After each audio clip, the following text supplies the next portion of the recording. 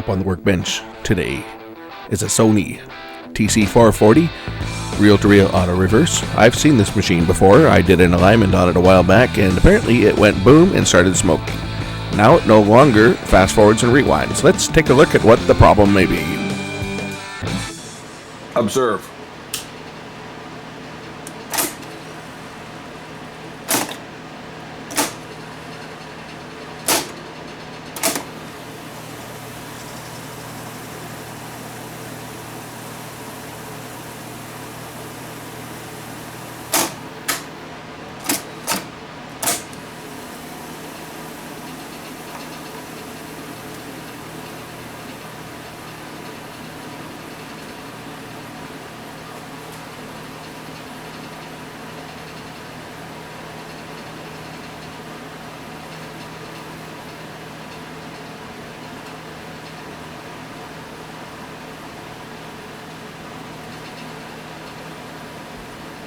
Notice how it's slowing down on fast forward?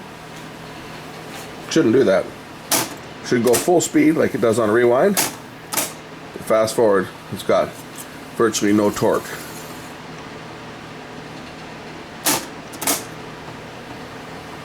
And play and reverse play do nothing.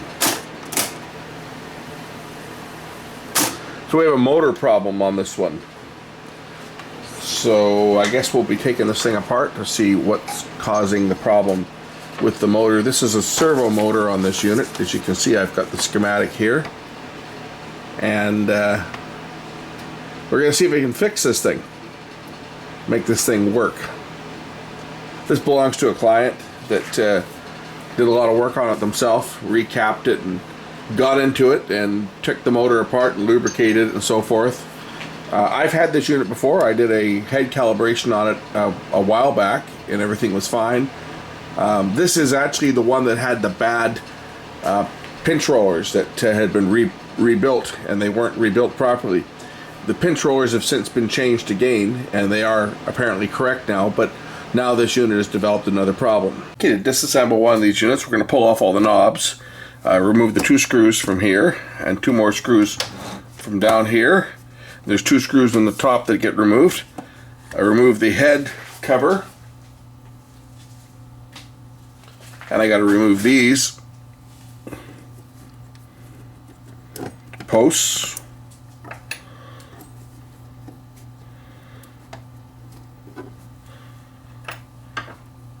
There's a screw that holds the pause button in place, and now I should be able to lift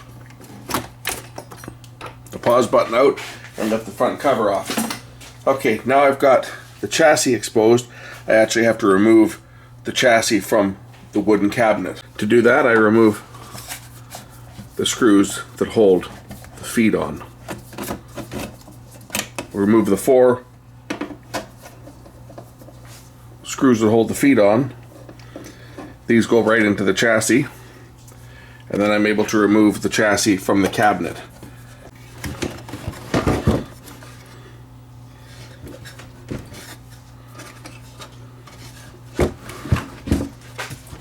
Got to pull out the voltage selector from the side, otherwise it will prevent the unit from lifting out.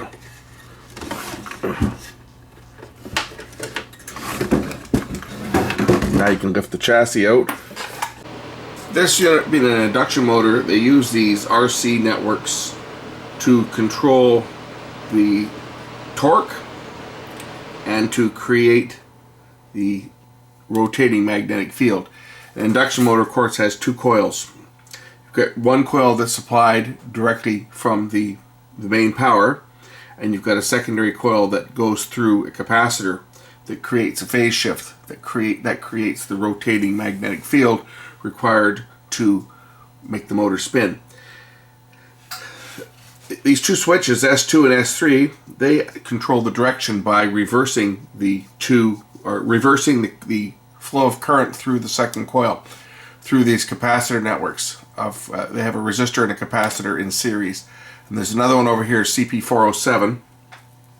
This one's used to select between high torque and low torque for play or for fast forward rewind, which switches out this CP407 component. What these units are is they're actually a single component that has got both a resistor and a capacitor in series, and they can be made up with two separate components. You could make one with a resistor and a capacitor, and these units have well, this one's got 5 in it. I can see 4 of them mounted on a little board right over here in the corner, and it looks like a couple of them may be bulging. Let's take a look at this. So these are the components right here, and if we look at this, if we can get this thing turned a bit, you can probably see a couple of these ones here. Well, let me remove the board and you'll see it better. A couple of these ones here, the casing is actually bulging on it, which is a good indication that they're bad. Let me just remove this little board. You can see here that these two here are bulging, and that's a good indication that the capacitor probably has blown up inside of these. Typically it would be the cap that failed. I'm going to change these out, as I have a couple more that are on a scrap board that I've got, and they look to be the same value. So I'm just going to pull them off of the scrap board, and we'll mount those in place and see whether that makes any changes to how this operates. I have a feeling it might solve the slow down of the motor in fast forward, because 2 of these are used for the forward direction, 2 of them are used for the reverse. Here's the replacement components here, and basically what they are is they're a 0.033 microfarad and a 120 ohm resistor rated at 500 volts, basically encapsulated into one component is what they are. So let's just take out these 2 that are obviously cooked.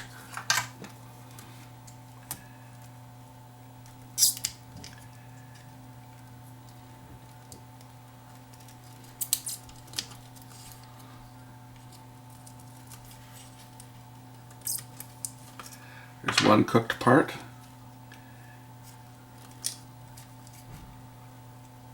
And there's the other one. 0.33 plus 120 ohms. So I've got these 2 new parts. We'll put that in, and I'm going to try this thing and see whether it makes any difference in the way it operates. So I'll just put the new parts back in. Well, I shouldn't call them new parts, because they're actually not new parts. They're actually old parts out of another machine.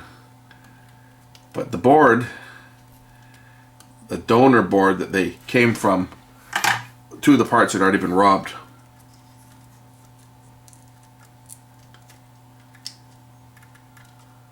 I don't think the chances of getting these new would be possible. But again, it's just a capacitor and a resistor in series with each other. So it'd be quite easy to make one up using just a capacitor and a resistor. I mean, there's nothing magical about these hybrid components.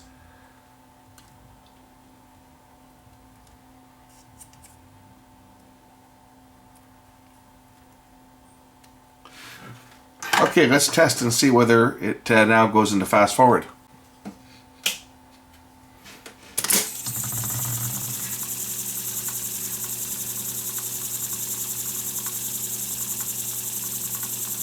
Fast forward is now working. Oops, I guess I should have this over that guide there.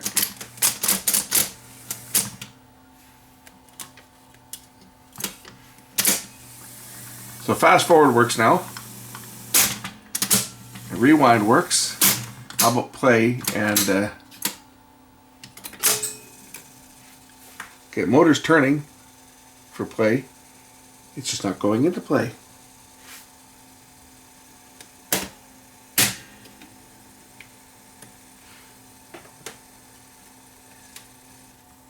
Oh, you know what?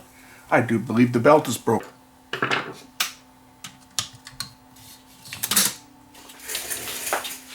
Remove the tape. Get that out of the way. Here's the belt. It doesn't look like it's broken. It just looks like it's come off of the flywheel.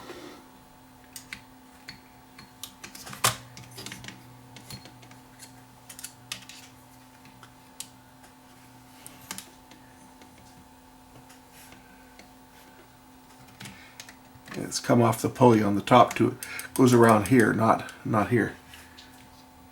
I think that's maybe all that's happened on this is this belt has come off.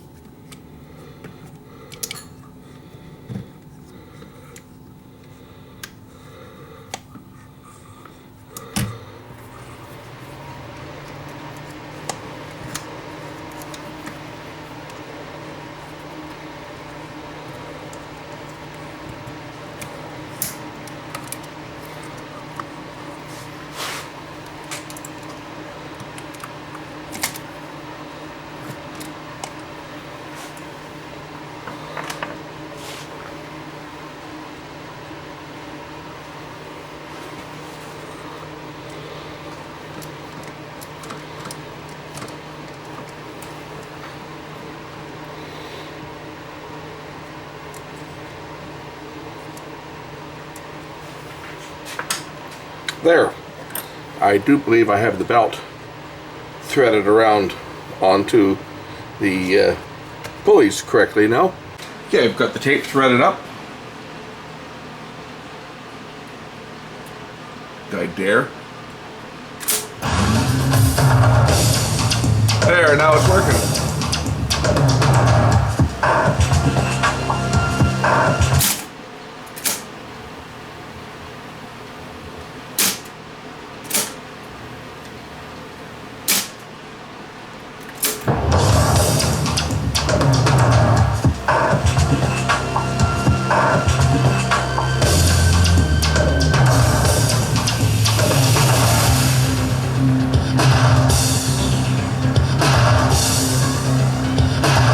Guys, interested to see what's in one of these things? What blew up? This is Music Bakery. I can play this.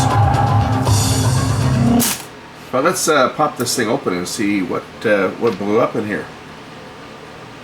If we can get into it. It's epoxy, but I may be able to cut into this thing with my super sharp electrician's scissors that everybody loves to criticize. These things are ridiculously sharp, as you can see. Yes, you can cut your fingers open with these things really easily too. They'll cut right through this epoxy.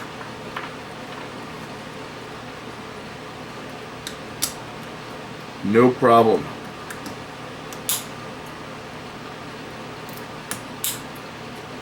And as you can see, it's the capacitor that blew up inside here. There is the capacitor there. Let's get a closer view of that thing.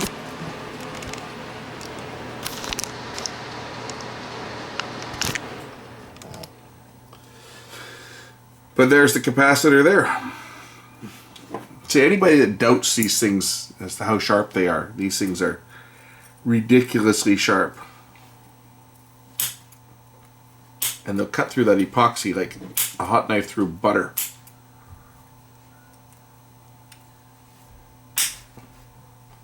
And your finger too if you're not careful.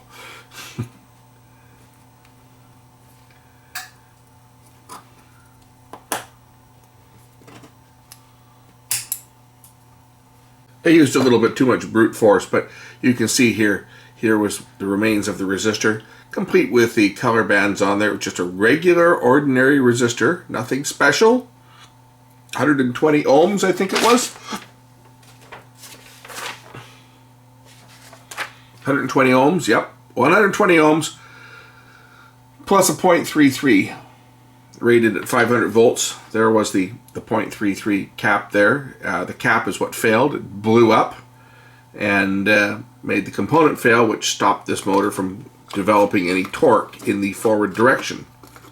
Because there's two of them required. If you look at the... get rid of this garbage. If you look at the schematic, here is the component here. There's actually 5 of them, so there's another one that is inside the circuit, but it's fine. The only reason the resistor is there is actually as more of a safety device to limit the amount of current that can go through that capacitor. But what it's used for is, as you can see, if we follow the schematic, if I can find my highlighter that I've got kicking around here somewhere, I have a highlighter. But if we follow the schematic, well, first, before we even get into analyzing the schematic, let's understand how an induction motor works. So an induction motor, you've got your coil of, well, you've got 2 coils of wire. What you need to do is you need to create a rotating magnetic field. So what you've got is you've got 2 coils of wire that are essentially 90 degrees out of phase with each other. So you got your 2 coils. And your neutral, and then you got your line, and then you've got your second phase. So this is phase 1, and this is phase 2. And typically you want your second phase to be about 90 degrees out of phase from your main line voltage coming in. So what you do is you put a capacitor on the second phase. So as your AC signal is going in, so if this is your AC signal going in, the capacitor causes a delay which will delay this by about 90 degrees. So it would delay the second phase so that the second phase is more like this. Right, so this is going to lag.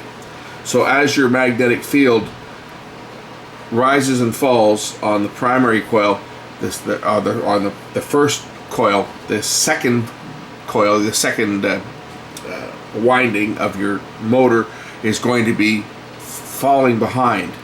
It's going to have the same waveform, but it's going to be out of phase, which what that does is that creates a magnetic field that rotates one way or the other.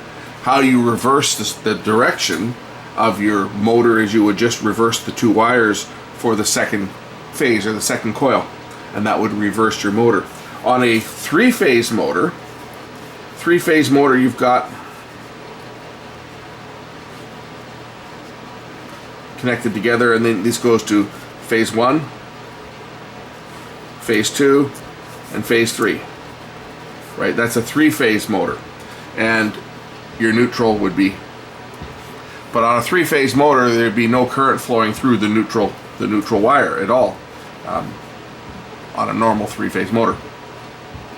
But on a single-phase system, you still need to create that second phase. So if you eliminate one of the phases or one of the windings, and you put a capacitor between two of your windings, then you create that rotating magnetic field, and that is what these are doing. If we look at the schematic over here,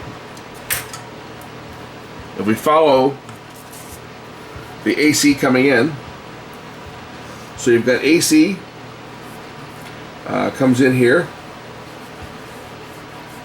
One side, your neutral. This is the switch, I guess, for the motor. One side goes straight into the motor winding here. The other side, if that winding comes out, and it will return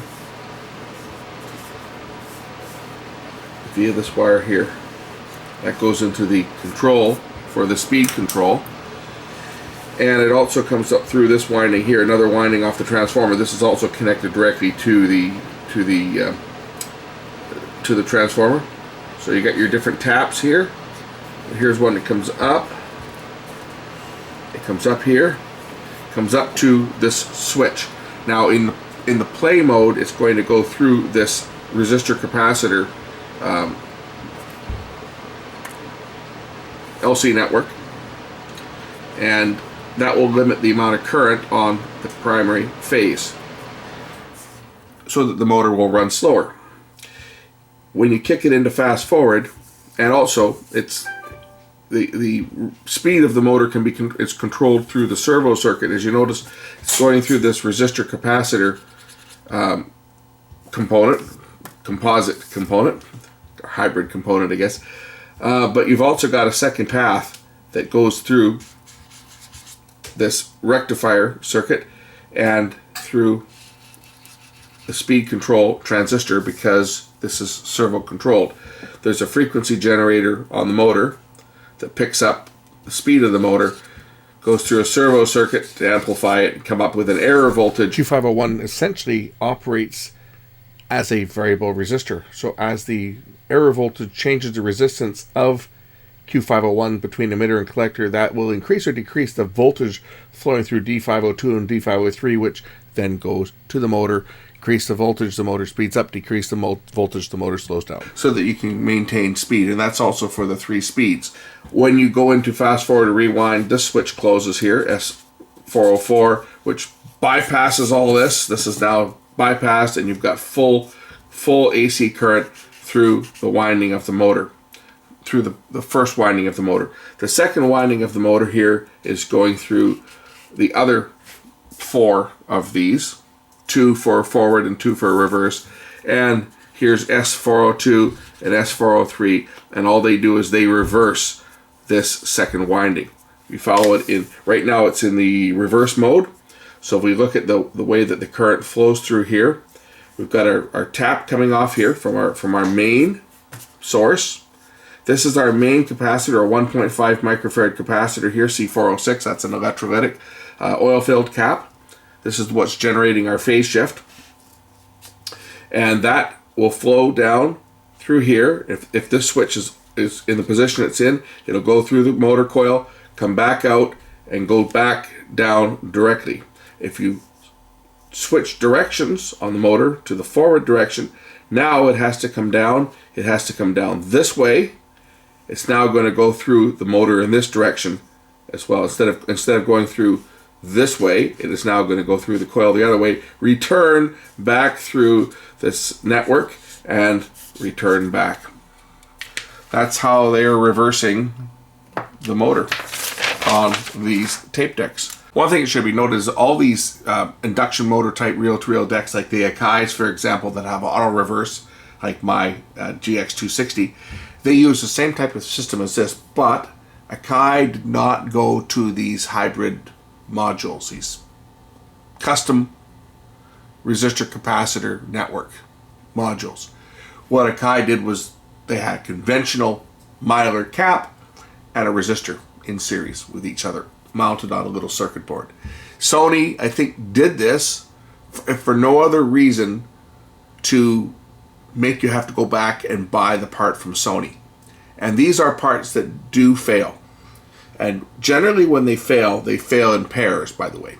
Because when one goes, because you're using two of them for the forward direction and two of them for the reverse direction. Generally on these, when you get one that goes, the pair for it will also fail. And it's usually just caused by one of the components failing itself and taking the other one with it. That's usually the case. I've had these fail before, right, on Sony decks that have used these things. So no real surprise there. So here's the tape of some royalty-free content I recorded on my TAC 4-channel. So I recorded tracks 1 and 3 at 7.5 and tracks 2 and 4 at 15 IPS. But of course the reverse direction will not play on this because it'll play backwards because I recorded it in single direction mode on my 4-track deck for testing it.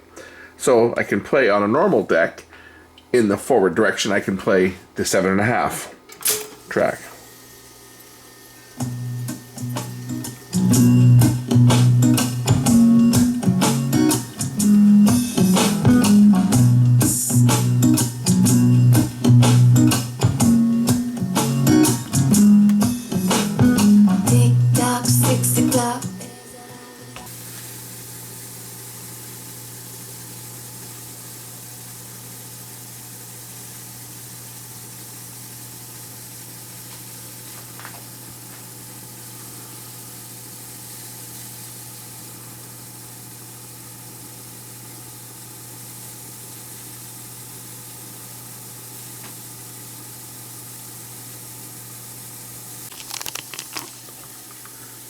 So as I'm fast forwarding this unit, I just noticed something. It's slowing down.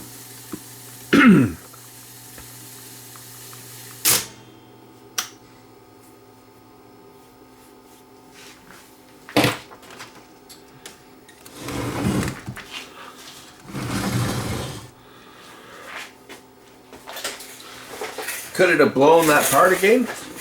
Let's just remove this board again.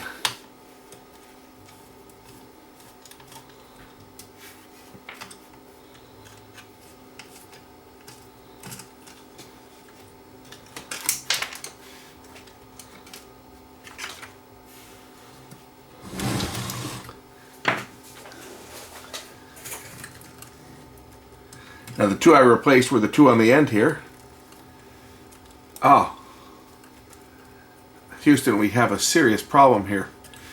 This new part that I just put in has blown. I just changed this one. And this one has gone bad again, looks like. How about the one next to it? Is it going bad as well? Looks like it's starting to pop too. The problem may be that the new part that I pulled out of this other scrap board was actually bad. So what I can do is, I don't have another one obviously, but I can make one up. So what I'm going to do is I'm going to use a 0.033 capacitor, and I've got 120 ohm resistor. Actually I've got two 205 40 ohm resistors connected in parallel just to give me 120 ohms. We'll solder those on there, and I can attach this to the board. And what I'm going to do is I'm going to measure the current to make sure that we're not drawing too much current through this thing. Now the client had told me that this thing had smoked before they brought it in. And they had been replacing capacitors on here, and I just noticed something here. If we look closely, there's a resistor that's been bent over, and it's touching up against this control. And I think that's probably what blew this thing up in the first place. Let's change this resistor out. It's actually burned open. It's a 10K. So let me grab another 10K resistor. We'll make sure that nothing is touching. I think probably what happened is because you can see all these capacitors have been replaced. The owner of this went and changed all the caps out, and I think what happened is probably when the board got pushed back in, this resistor, which is on this side here. Anyway, I think probably what happened is this resistor got pushed over, and it was just touching up against the edge of this control enough that it cut through and shorted out into the end. Anyway, let me grab a new 10K resistor.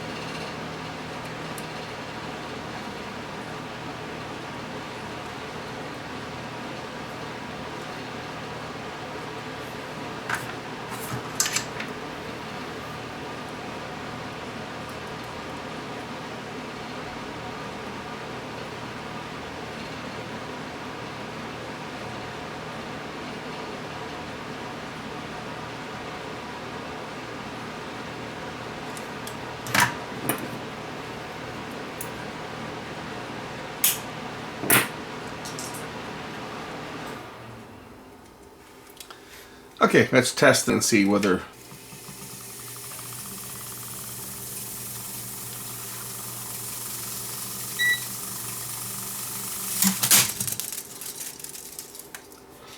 it finished fast forwarding my tape to the end. Let's rewind it.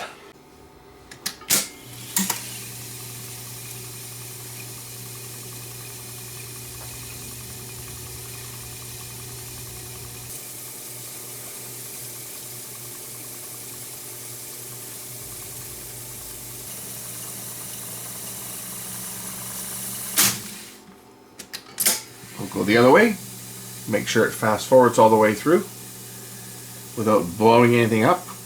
Then I'll put the board back in and we'll do some more testing. But I think that's probably what happened was when this unit was serviced, the owner of it, when they changed all the caps out, that little resistor was bent over and was touching up against the wiper. This has got open carbon on this thing, right? So the wiper is exposed, and it just made a connection. It cut through the insulation on the edge here. It's just got a paint coating on it. It made a short and burned up the resistor and also pulled too much current through this resistor capacitor network, which is used as part of the phase generation for the induction motor in the fast forward mode, which caused the motor to lose torque.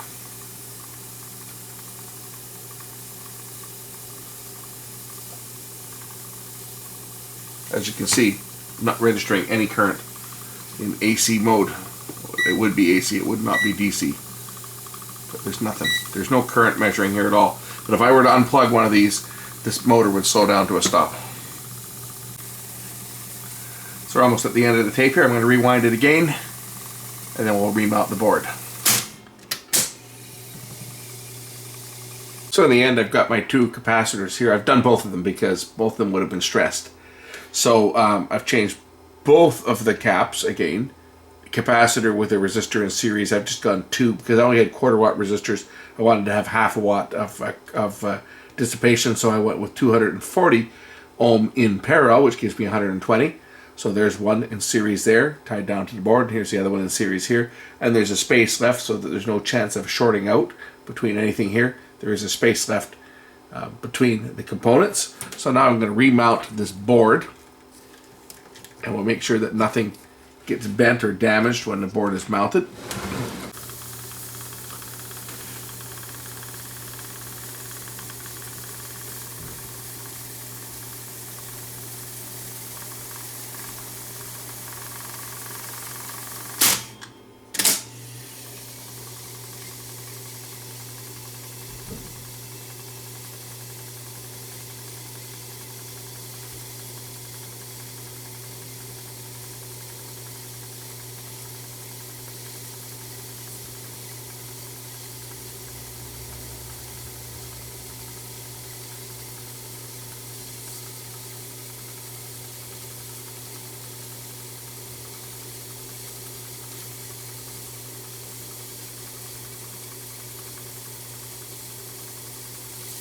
Incidentally, that resistor that smoked was this one right here, R310. That board on the side here, like the schematic doesn't show everything as it is, because the 4 resistor capacitor networks, the RC networks here, they are actually on this board, even though they're shown up here as being on the motor. They're actually mounted on this board here. This is a separate board, this one. Right, the servo amp board. This is actually part of the power supply board. And that little resistor, that 10K resistor, I believe it was that one there, R310, that shorted out, went to ground, and I'm sure it went to ground, and anyway, burned it up. Anyway, seems to be working. Been had it playing here for a bit, and I'll do another couple runs back and forth on it, and then we're gonna put this thing together and send it on its way. Okay, just played the tape in its entirety, beginning to end. To rewind this tape back now, we'll put the unit back together. I'm satisfied that this unit is working. Put the 4 kilohertz tone on, and let's check the speed on the counter. Okay, let's just adjust the speed.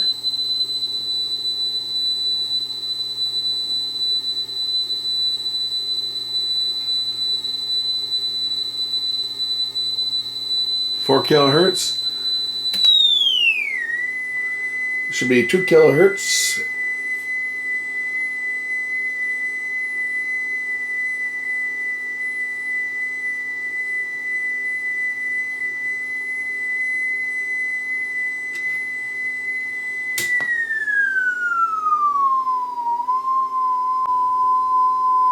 There we go, 1 kilohertz. Next speed up should be 2 kilohertz. And then 4.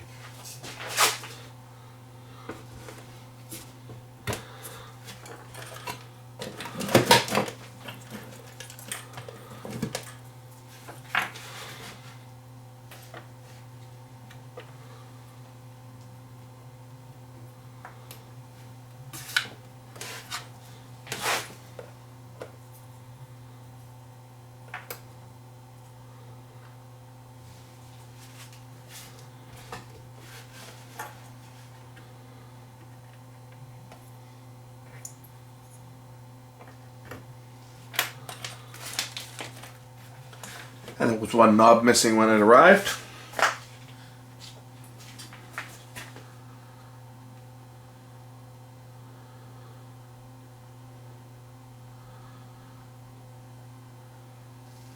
I like this message here.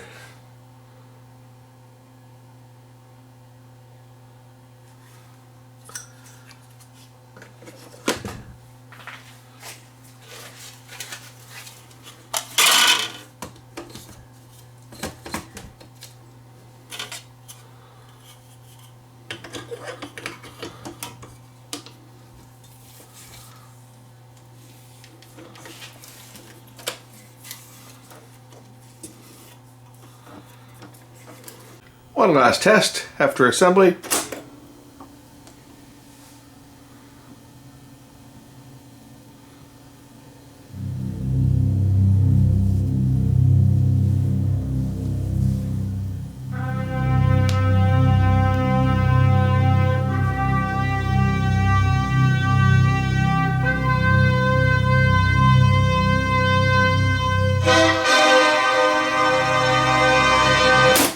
Pay no attention to that wow and flutter, because that was recorded on this machine when it had the bad pinch rollers. This is the tape that came with the machine. I recorded that the last time this machine was here. So don't pay attention to that wow and flutter. We'll make another recording and see how it sounds, because that is definitely the old pinch rollers. So we'll put this into record and do a recording.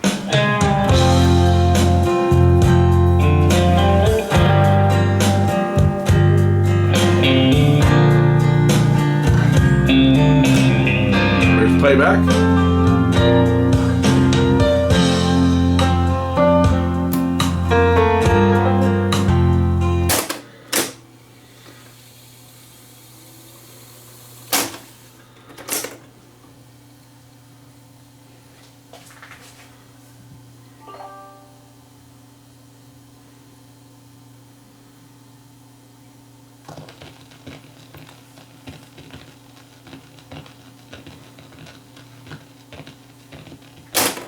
That noise that I'm hearing there, that's interference from my AM transmitter being picked up and being recorded. I was wondering what the hell that noise was. That's my AM transmitter that's causing that. I'll do another recording. I'll shut it off. Anyway, here's the playback.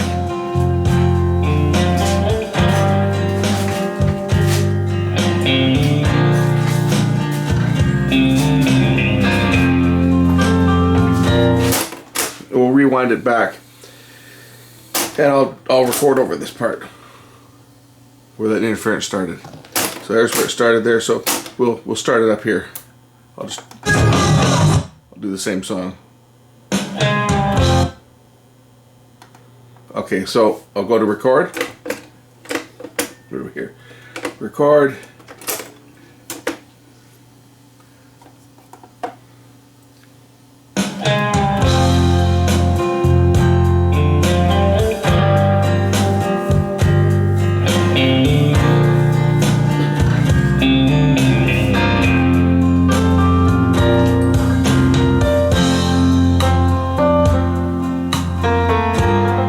Good enough.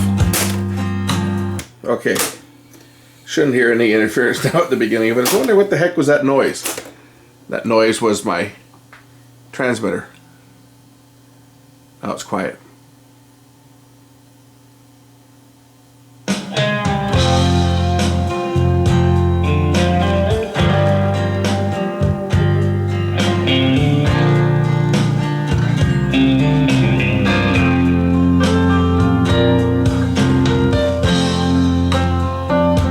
You know, that little transmitter I built for testing my AM radios, it's 400 milliwatts. Doesn't seem like a lot of power, but it's enough power because the antenna is only on the other side of the shop. It's enough power that it gets into things, and I forget at times to shut the thing off when I'm testing, because the 1440 kilohertz signal from that is going to beat quite nicely with the carrier for the record bias, and it just gets into everything. It gets into my scopes. It gets into everything. You know, can you imagine what it's like living next to a 50,000 watt radio station?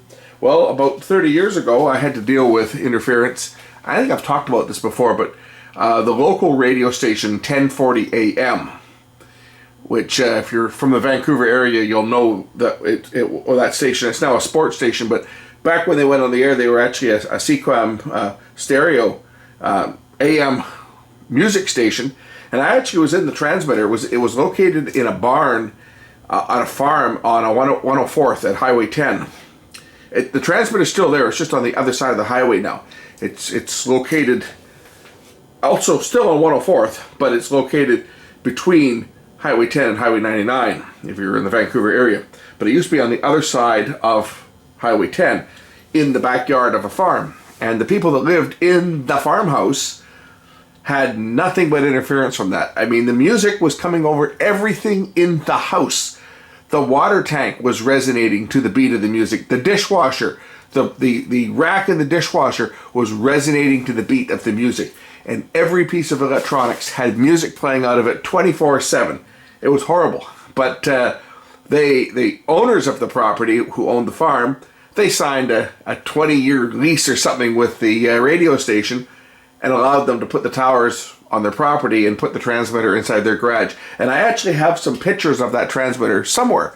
I was in there once and I got into the transmitter room and took some pictures of the rack of equipment and the transmitter on my old phone, my old camera phone. If I find those pictures someday, I'll do a video and show what was inside the old 1040, including the CQAM stereo exciter. Anyway, it's amazing how much interference AM radio can cause, and even 400 milliwatts, which is less than half a watt, causes interference. Anyway, this is done. I can send this one on its way now. I'm happy. I've been fast forwarding and rewinding this tape. I've done it multiple times, end to end. It hasn't slowed down. Problem solved. Thanks for watching.